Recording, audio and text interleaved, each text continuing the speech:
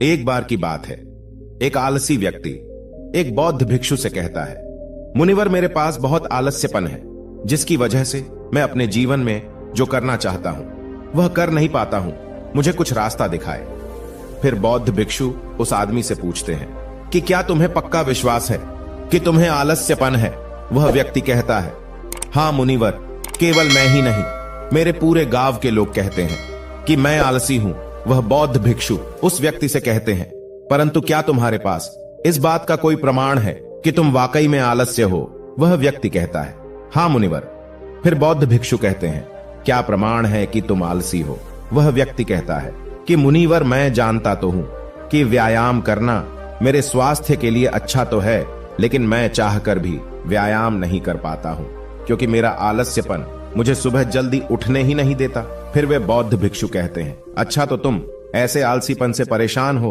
व्यक्ति कहता है, हां मुनिवर। बौद्ध भिक्षु कहते हैं, परंतु क्या तुम जानते हो कि आलस्य होता क्या है?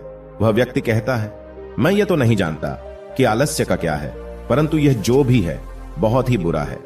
वह बौद्ध भिक्षु कहते हैं कि सबसे पहले तो तुम यह समझो कि जो भी चीज प्राकृतिक रूप से मनुष्य के भीतर है उसका कोई ना कोई उपयोग है, वह बुरी या अच्छी नहीं है।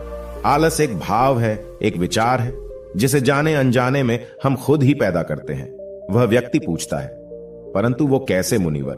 फिर बौद्ध भिक्षु कहते हैं, आलस्य पैदा होने के दो ही कारण हैं, पहला शारीरिक और दूसरा मानसिक। जब हम शरीर को कोई ऐसी भोजन देते हैं जिसके खुद के भीतर कोई ऊर्जा नहीं है, तब भी हमारे शरीर के भीतर आलस्य पैदा होता है, क्योंकि यह शरीर ऊर्जा से चलता है और जिस तरह की ऊर्जा हम उसे देते हैं यह उसी तरह का बर्ताव हमारे शरीर से करता है। हमारे अंदर आलस्य का दूसरा कारण है गलत तरह से बैठना, गलत तरह से सोना और गलत तरह से चलना है। हम इस बात पर कभी ध्यान नहीं देते हैं कि हमारे बैठने, लेटने और सोने की स्थिति भी सही भी है या नहीं। अगर तुम गौतम बुद्ध को देखोगे तो तुम पाओगे कि जब वह बैठते हैं तो उनके रीढ़ की हड्डी बिल्कुल सीधी होती है। जब वो सोते हैं तो उनके शरीर के किसी भी अंग में कोई दबाव नहीं होता है और वे जब चलते हैं उनके दोनों कदमों के बीच एक तालमेल में नजर आता है। यह जरूरी नहीं है कि हम बुद्ध को सुनकर ही समझें। अगर कोई समझना चाहता है तो सिर्फ उन्हें ध्यान से देखकर भी बहुत कुछ समझा जा सकता है। शारीरिक स्तर पर आलस्य का तीसरा कारण है सुबह जल्दी ना उठना। यह सुनकर वह व्यक्ति कहता है, हां मुनिवर, मैं सुबह जल्दी उठ ही नहीं पाता हूं। वह बौद्ध भिक्षु मुस्कुराते हैं और कहते हैं कि तुम सुबह जल्दी तभी उठ सकते हो जब तुम रात को सोने का एक सही समय निर्धारित कर लोगे।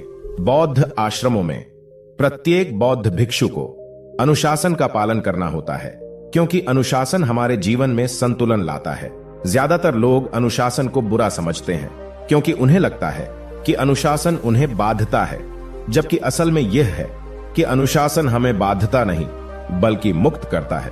तब वह व्यक्ति पूछता है, परंतु मुनिवर, शुरुआत कहां से करें? वह बौद्ध भिक्षु कहते हैं कि शुरुआत सही तरह से भोजन करना, बैठने, लेटने या चलने, सुबह जल्दी उठने की आदत डालनी पड़ेगी। जो भी तुम इस समय कर रहे हो उसे ध्यान से करो। पहले तुम मन के स्तर पर आलस्य को समझो। वैसे तो ज्यादा स्थितियों में मन शरीर के कारण आलस्य पैदा करता है। मानसिक आलस्य का पहला कारण है हमारे पुराने गलत विश्वास। हमें लगता है कि हम पिछली बार भी नहीं कर पाए थे, इसलिए इस बार भी हमसे नहीं होगा। हम इस बात को नहीं देखते हैं कि इस बार और पिछली बार में बहुत अंतर है। अब हम मानसिक तौर पर वह नहीं है जो पहले थे। अब सब कुछ बदल चुका है। जब हम अपने आप को काबिल नहीं समझते तब आलस हम पर हावी हो जाता है। दूसरा कारण है आलसी लोगों का साथ देना।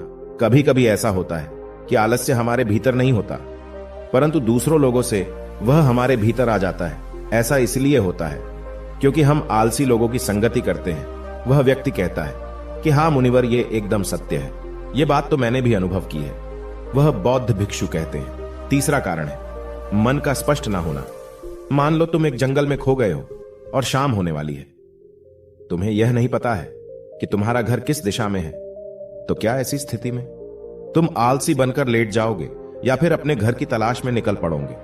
वह व्यक्ति कहता है कि मैं घर की तलाश में निकल पड़ूंगा। तब वो बौद्ध भिक्षु कहते हैं कि अगर खूब प्रयास करने के बाद भी तुम्हें तुम्हारे घर का रास्ता नहीं मिला तो तब तुम क्या करोगे?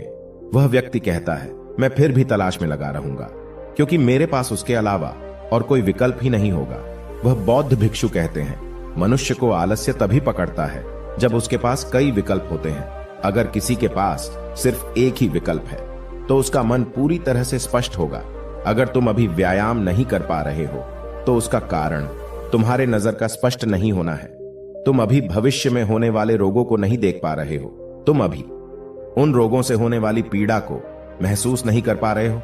वह बौद्ध भिक्षु आगे कहते हैं कि आलस्य का चौथा मानसिक कारण है किसी काम को करने की कोई वजह ना होना।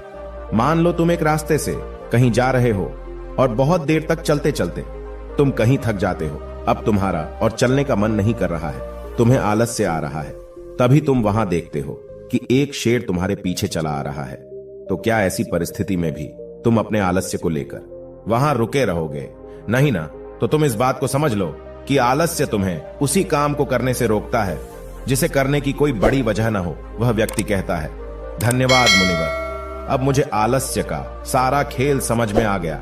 वह बौद्ध भिक्षु कहते हैं, मेरी एक बात हमेशा याद रखना, जहां अस्पष्टता है या कुछ करने की बड़ी वजह है वहां आलस्य हो ही नहीं सकता। दोस्तों, यह कहानी कैसी लगी हमें नीचे कमेंट बॉक्स में कमेंट करके जरूर बताएं। धन्यवाद।